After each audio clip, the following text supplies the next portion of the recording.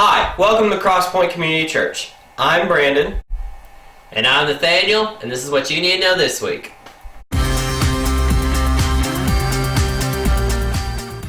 If you're a first-time guest and you're wondering what we're all about, our mission here at Crosspoint is to lead people to be passionate followers of Christ.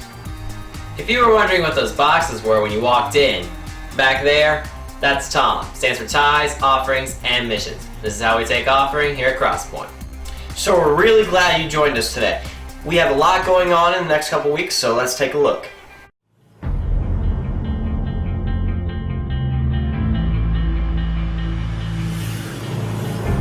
What defines you? Is it the people around you? Where you work? What you've done? You are more than the sum of your experiences. You have a story, a history. And no matter what your past may hold, no matter where you've been, there's a place for you in a bigger story. A story bigger than your fears, bigger than your dreams, bigger than your past. Starting Point. Find your place in the story. If you're interested in Starting Point and want a better feel of what it is, stop by next week on April 14th after the 10:45 service, and we'll have a 10-minute orientation, and you'll get to know all about it. Next week after the 10:45 service, we will be having partnership class.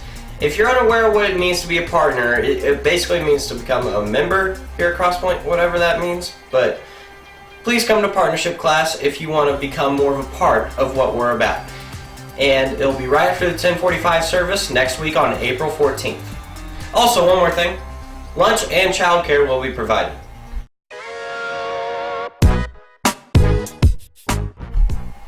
Well, we got kids stuff tonight. You can come on out at 5:45 for a pre-party, but it starts at 6 o'clock, and we'll be having the Easter egg hunt at 6:30. Do not miss that. Well, today we kick off our new series. It'll be 4 parts, and it is This Is How We Change the World. Well, that's all we got to need to know this week. If you have any questions, you can stop right out the welcome table on your way out, or you can check out our website, crosspointonline.net, or you can check it out on the app. And here's a brief recap, and we'll see y'all later.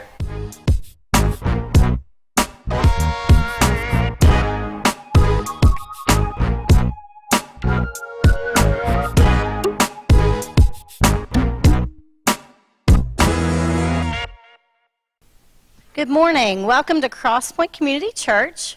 We're so glad that you're here with us this morning.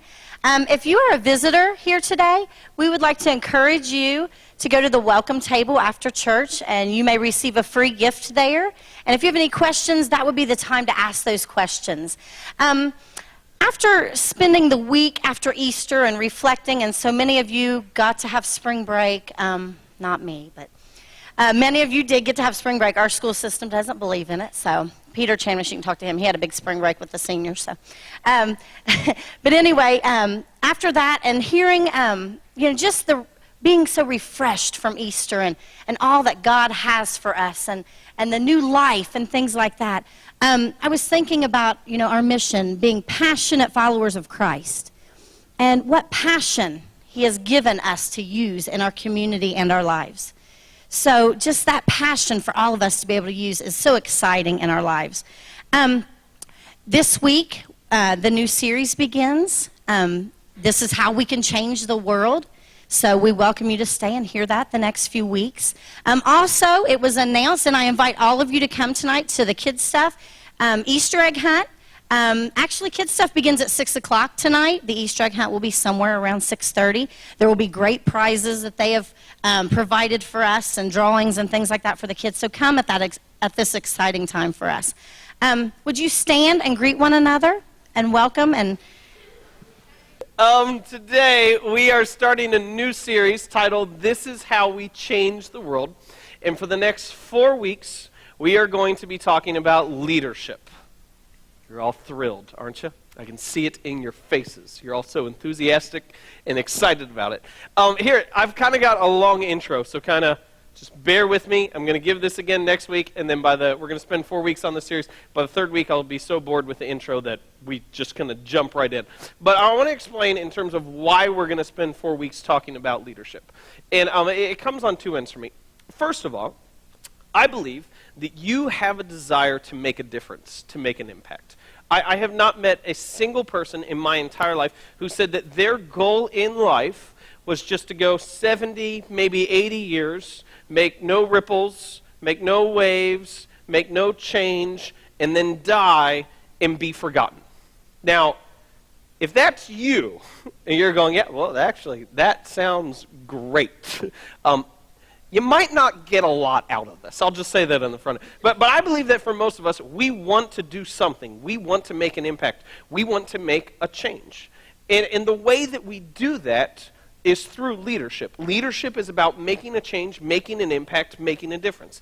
And I believe that this is very, very important to us in the fact that, first of all, we care about the people who we come in contact with.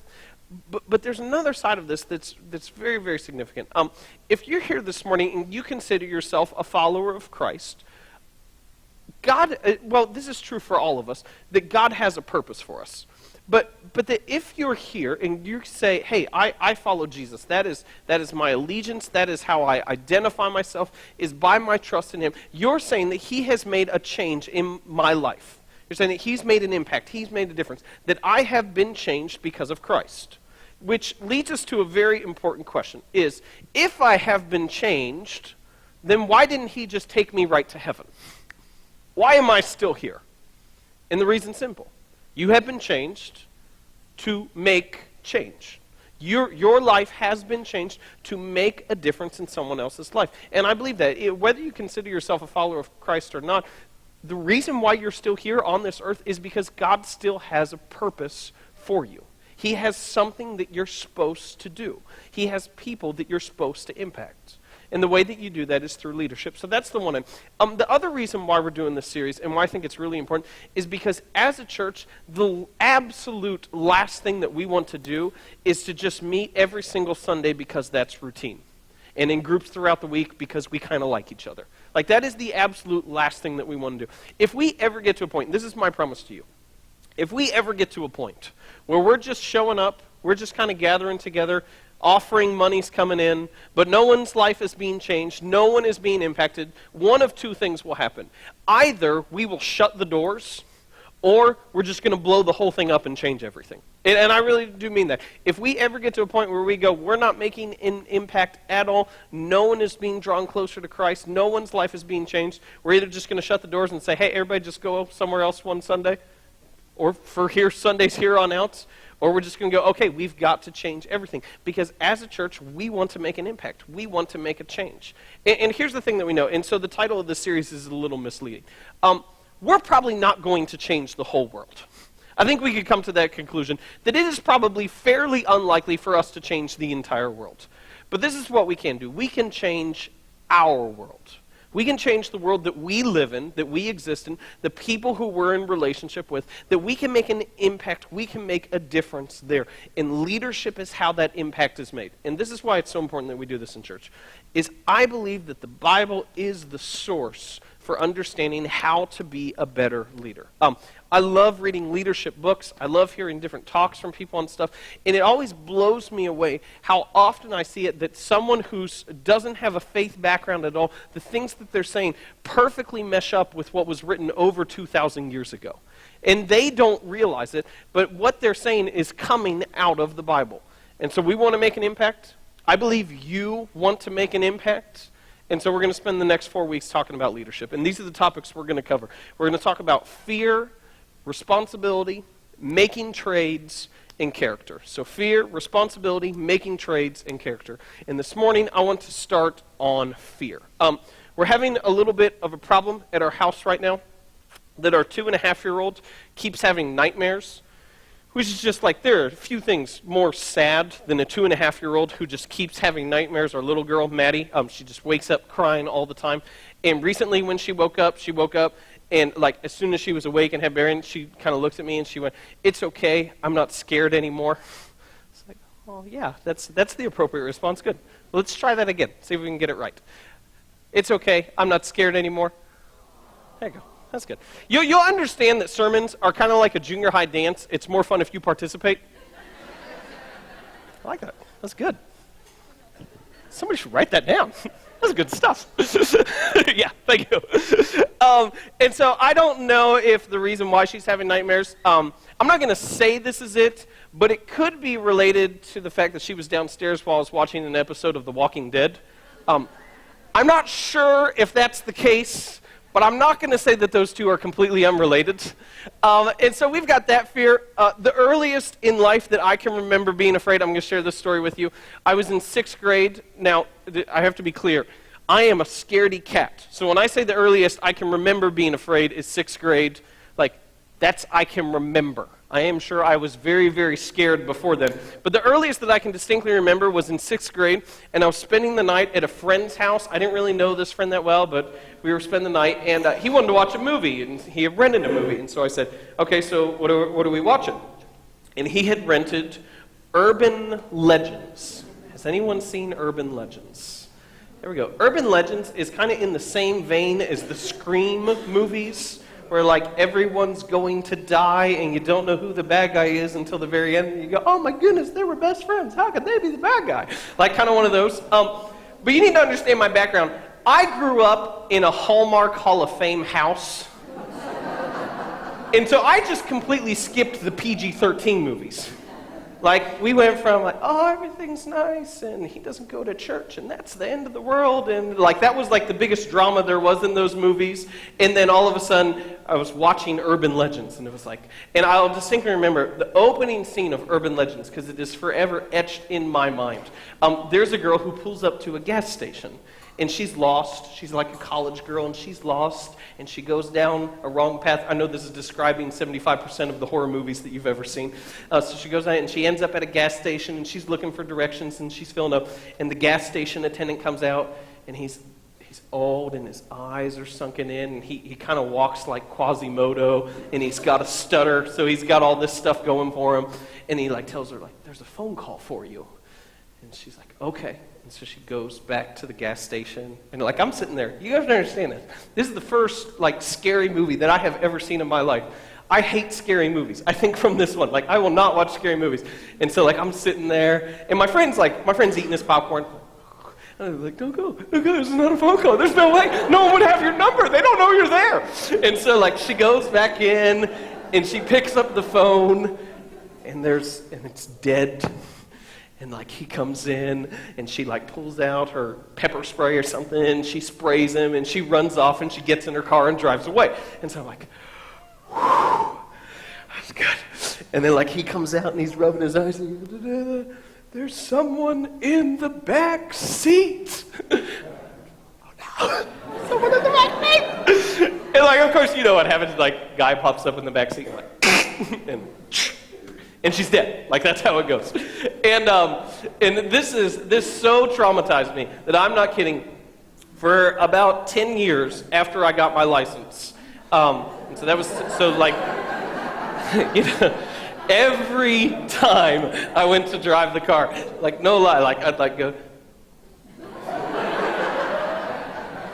okay.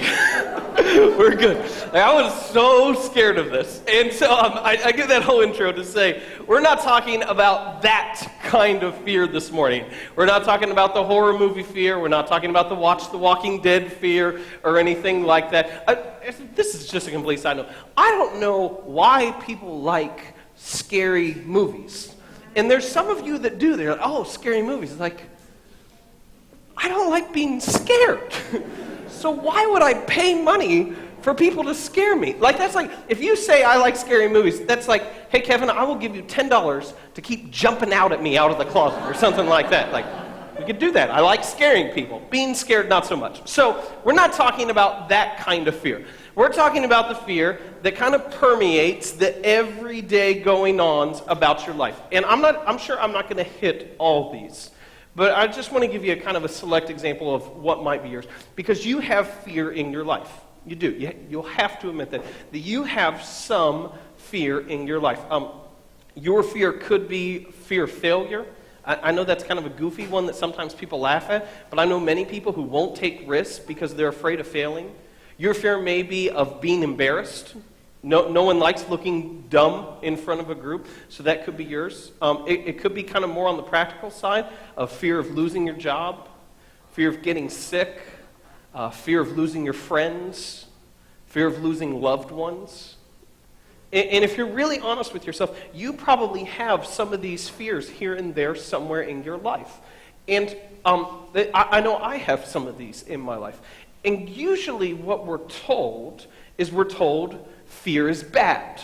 And there you go. Like, I'm afraid. You shouldn't be afraid. Fear is a bad thing. So that's it. Plain and simple, fear is bad. And that is true. There are fears that are bad.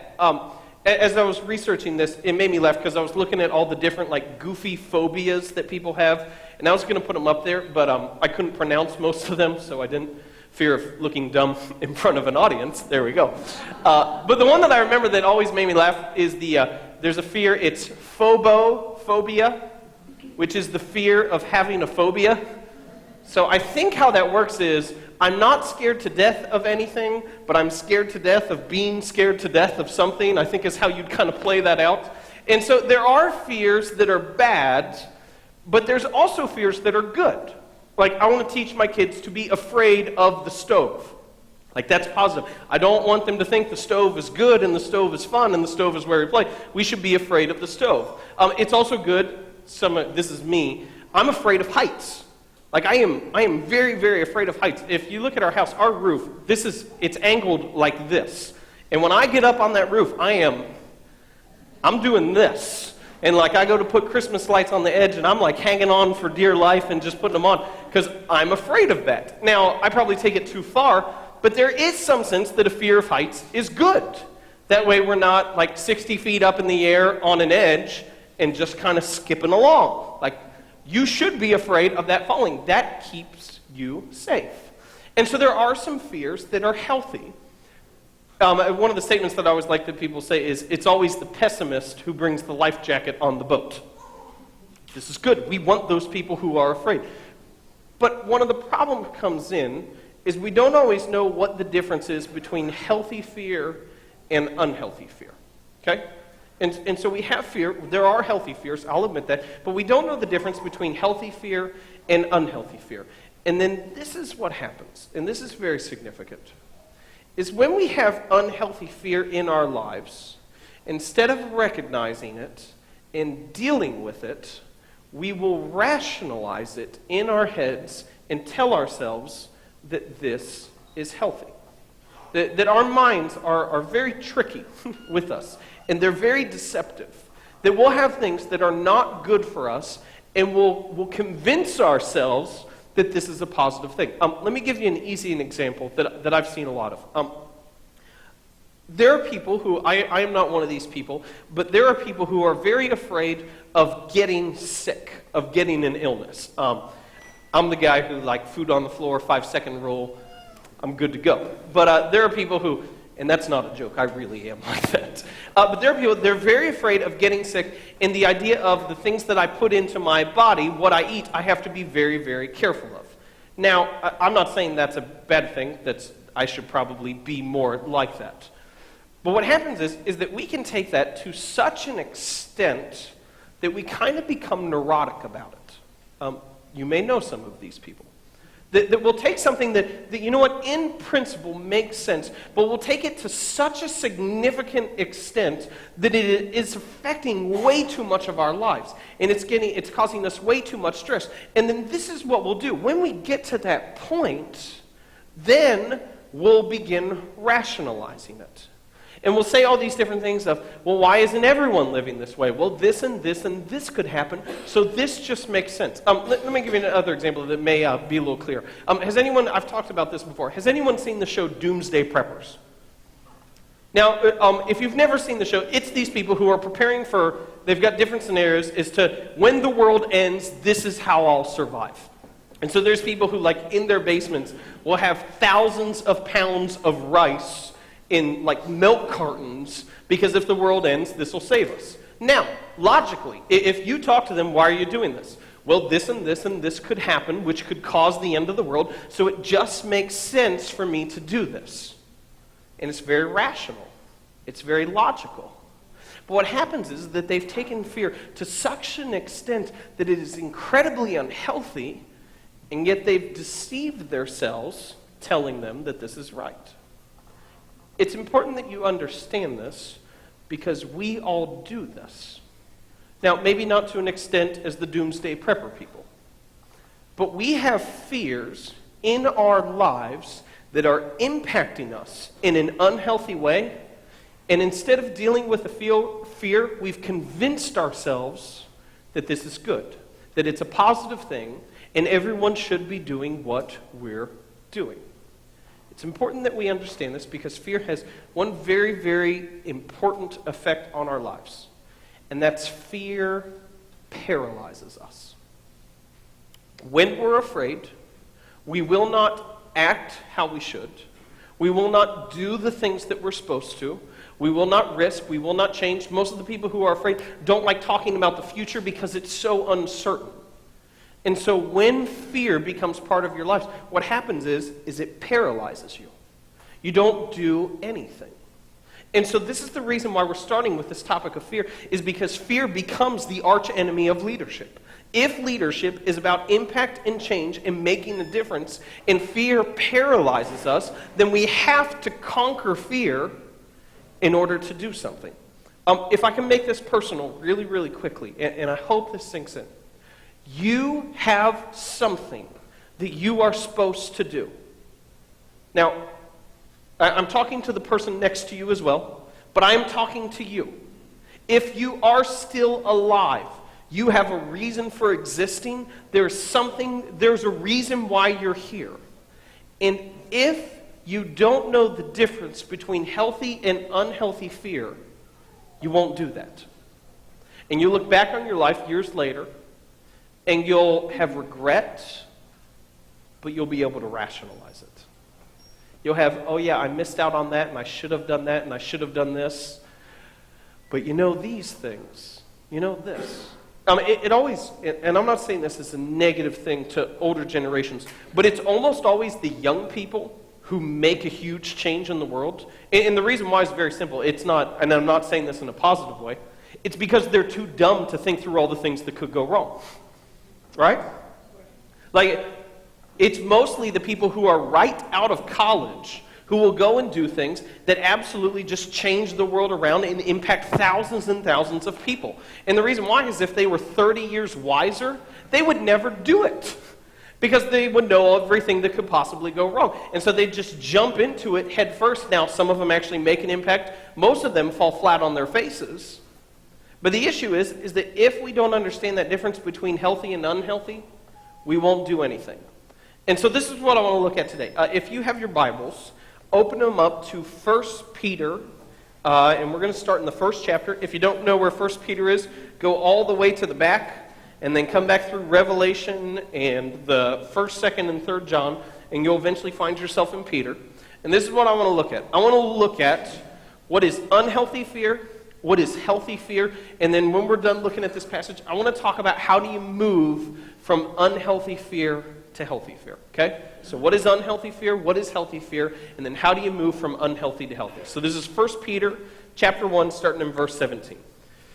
And it says this: "Since you call on a Father who judges each man's work impartially." I need to pause right there real quickly. He starts with "since you call on a Father." Now, if you're here today and you're not a follower of Christ, this doesn't apply to you.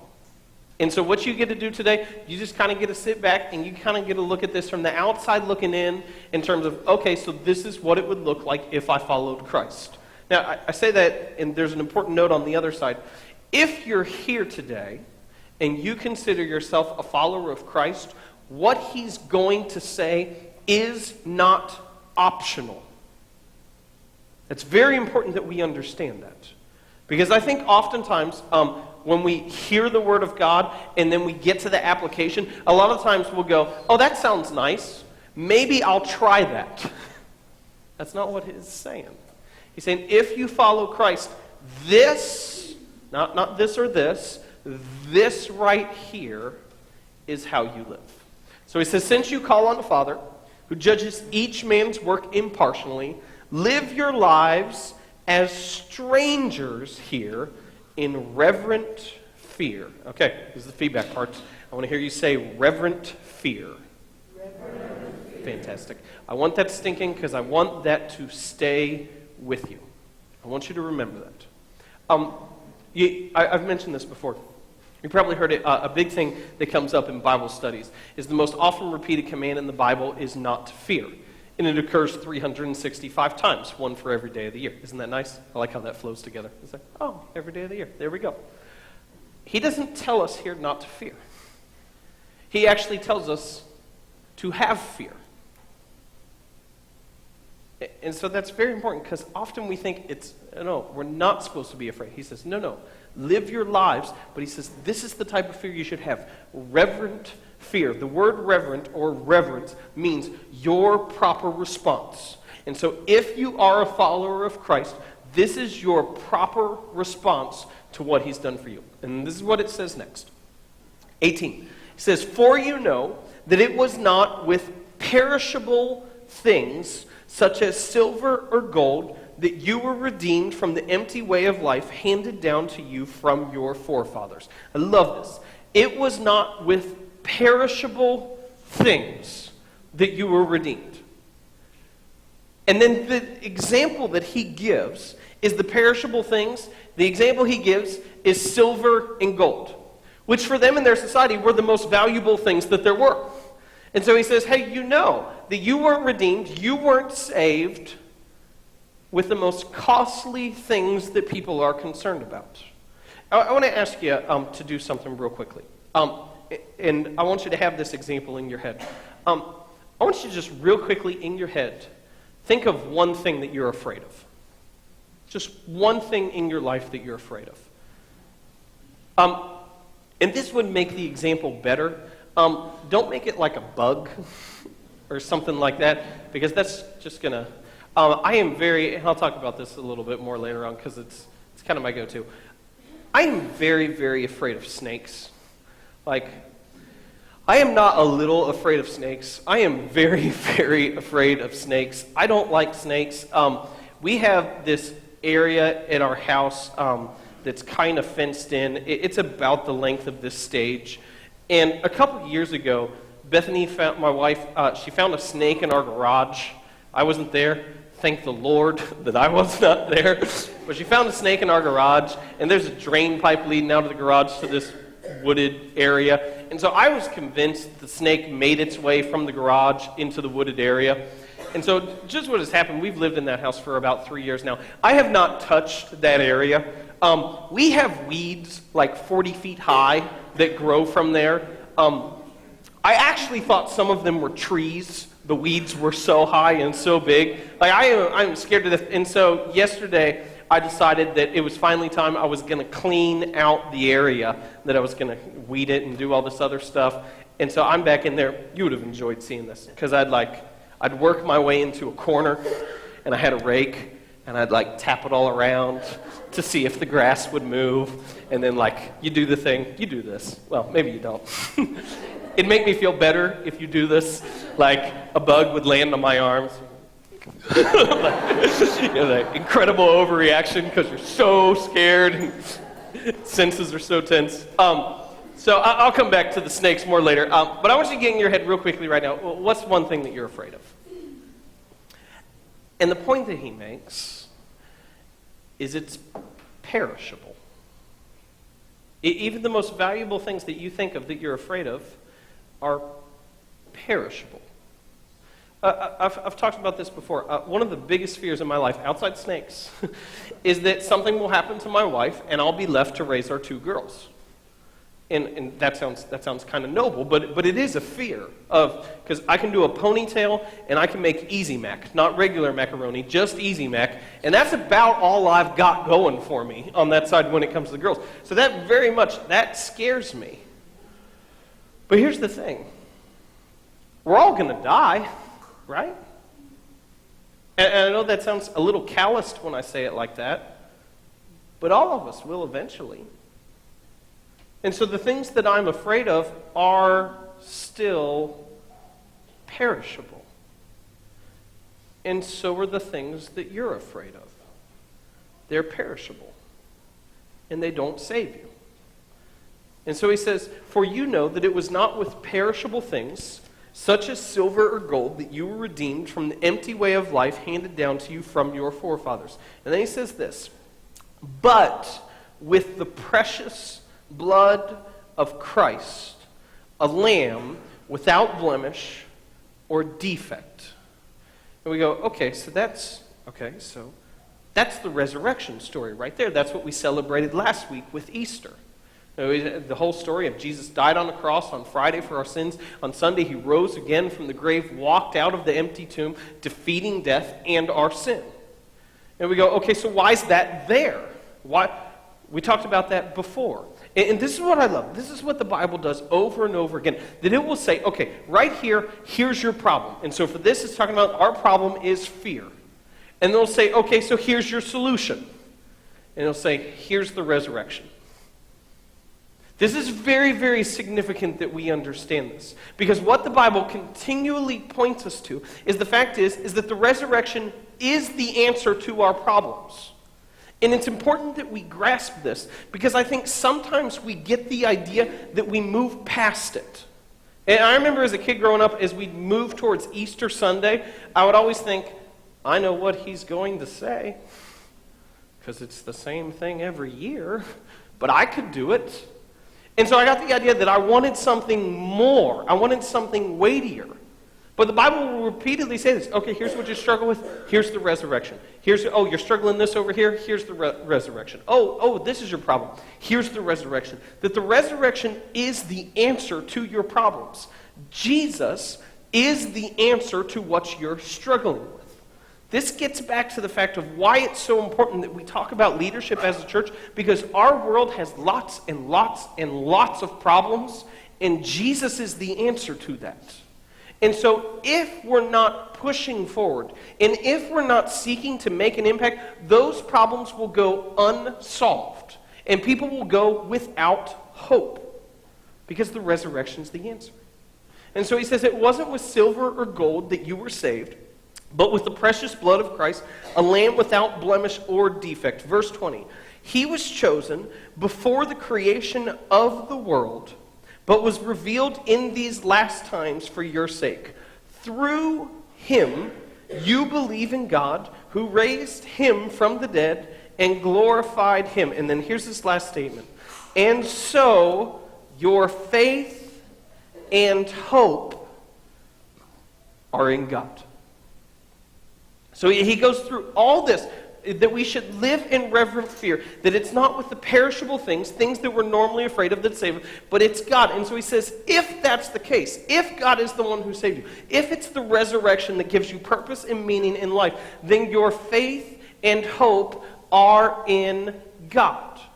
And so what he's showing in this whole thing, that it's not fear that we should be pushing against. Because fear in itself is not bad. It's fear of perishable things. That there is a fear that we should have in our lives. It is a reverent fear.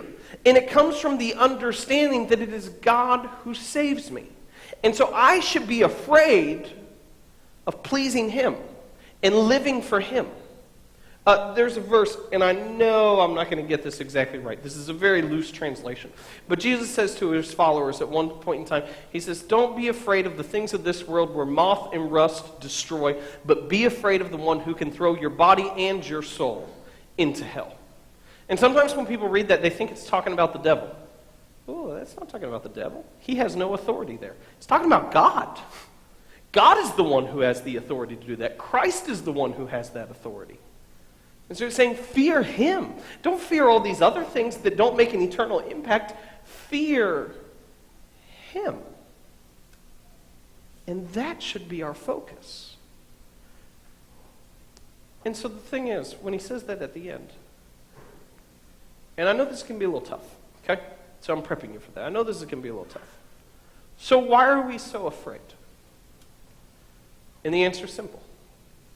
Because our faith and hope are not in God. right? Why do we get so afraid of perishable things? And if you're not a big fear person, a close cousin of fear is worry. We get worried about losing things that we're afraid of. And so why are we so afraid? Why do we get so worried? It's because our faith and hope are not in God. It's simple. Now, I'm not saying you don't have any faith and hope in God, but I'm saying you don't have complete faith and hope in God. Otherwise, you wouldn't be afraid about that because you'd be too preoccupied living for Him.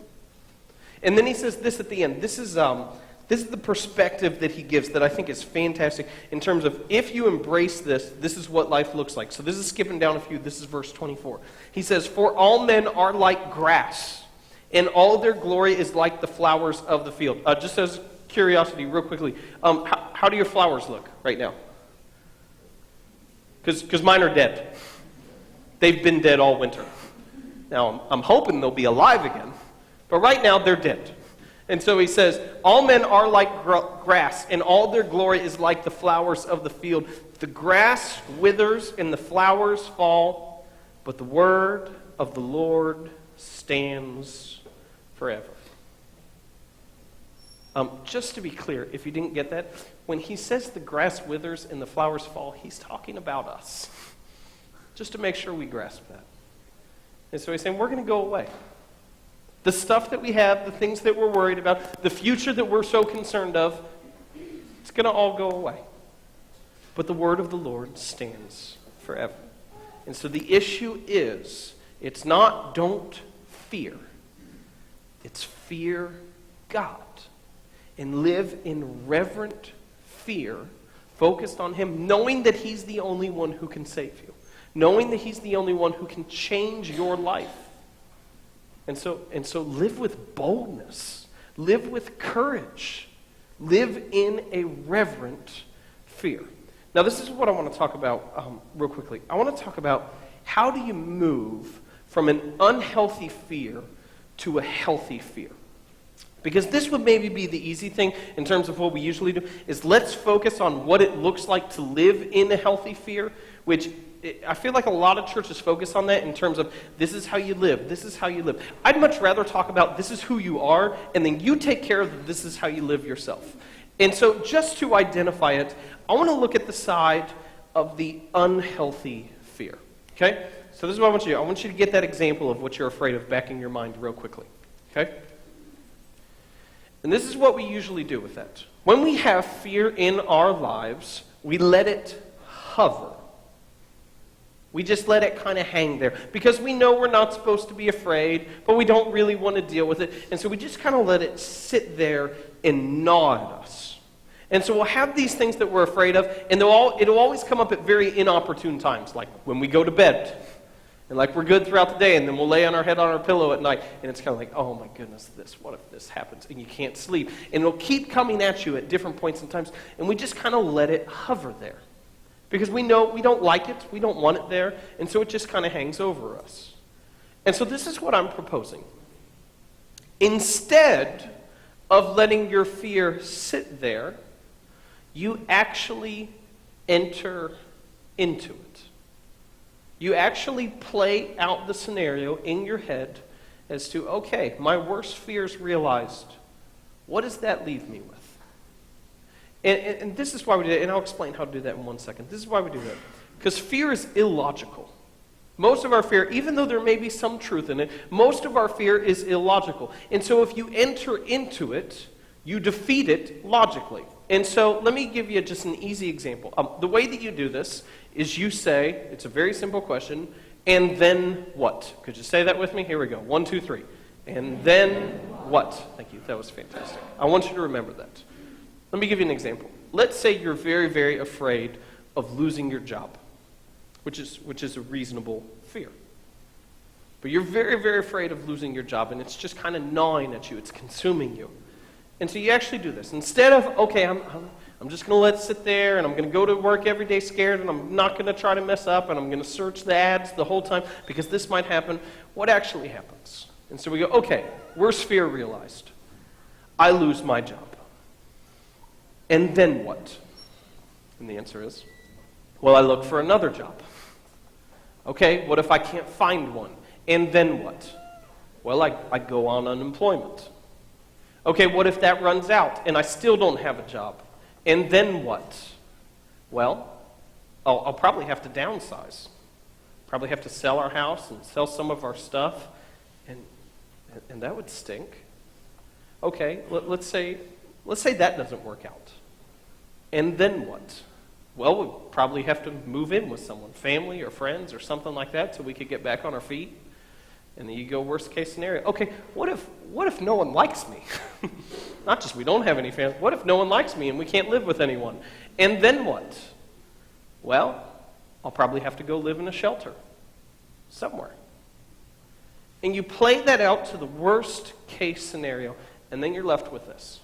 If all that happens, if my life goes like as bad as it possibly can, and I'm there, then you're left with a simple question.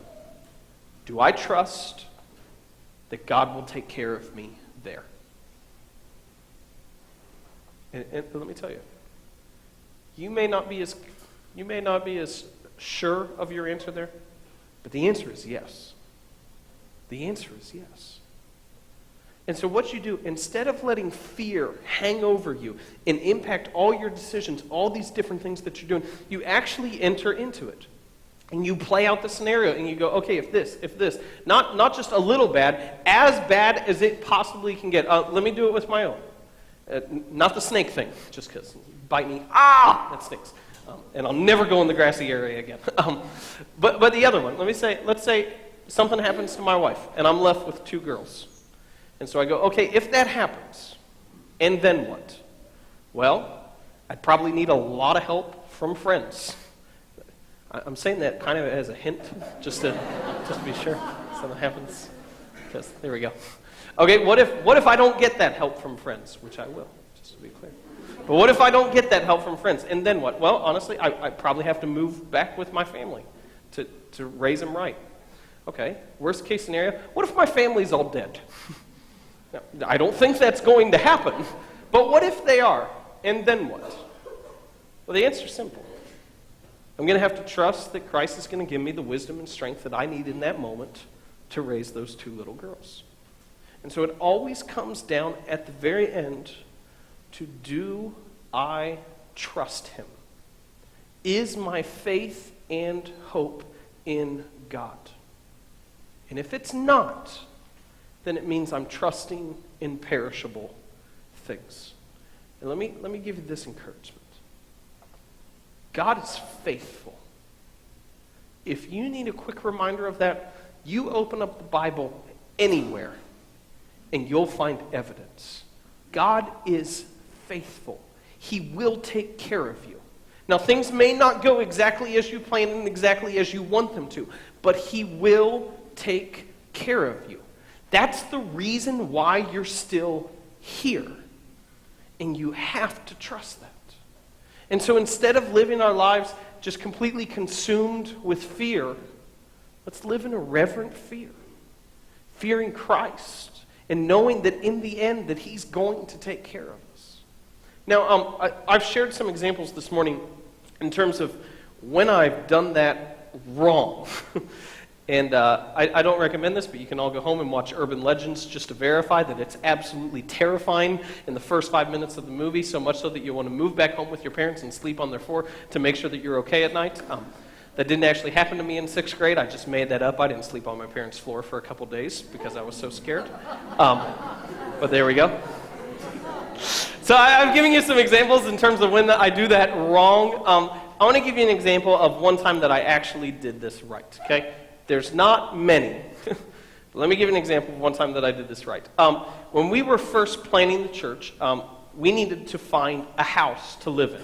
Because the house that we were living in was a parsonage at a different church, and when you don't work for a church, they normally don't let you live in their parsonage, which just makes sense. And so we needed to find a different house. We had never bought a house before, never been through the process, didn't have a lot of credit because we hadn't been married that long, and so this is kind of a new thing. And so we're going to get a loan, and so we're going to the bank to get the loan, and this is an important note. Bethany, my wife, at this point in time is 7 months pregnant, and she's not in the, I'm going to tread on this carefully. And if I mess up, don't throw things at me. I'll just say she was very pregnant.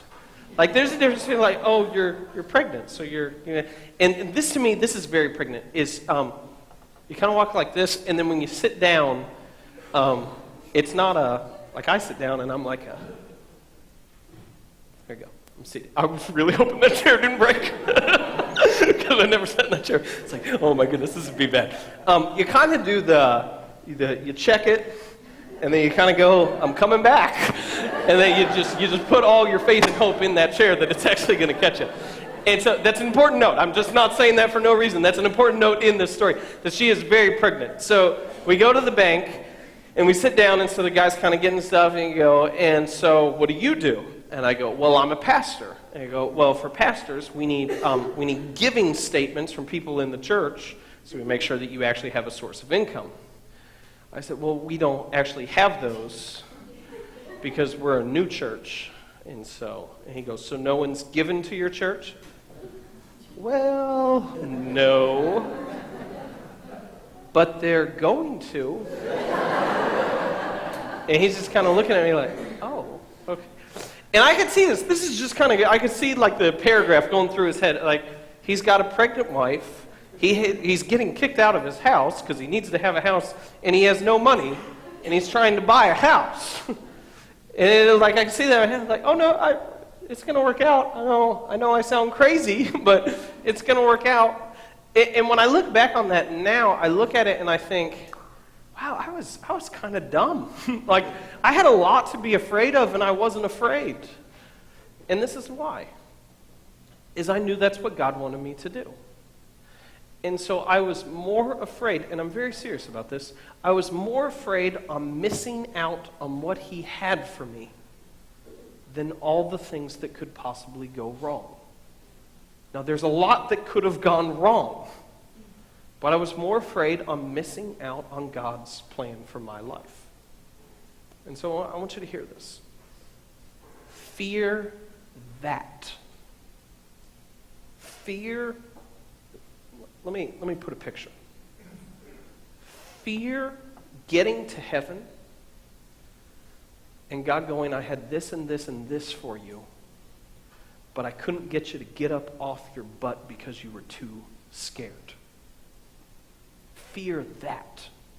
Fear missing out on God's blessing and his purpose for your life because you're too concerned about all these other things. Now, I'm not telling you to be a dummy. Just to be clear, I'm not telling you to make stupid decisions. Be wise, but fear Christ. Have a reverent fear. And hear me on this. Do something with your life. Impact someone. Make a difference. Make a change. You don't have to change the whole world. Find one person. Find one person who you can help, who you can bring hope into their life. And in doing so, you will change your world. But first, you've got to fear Christ instead of perishable things. So would you stand so I can pray for you?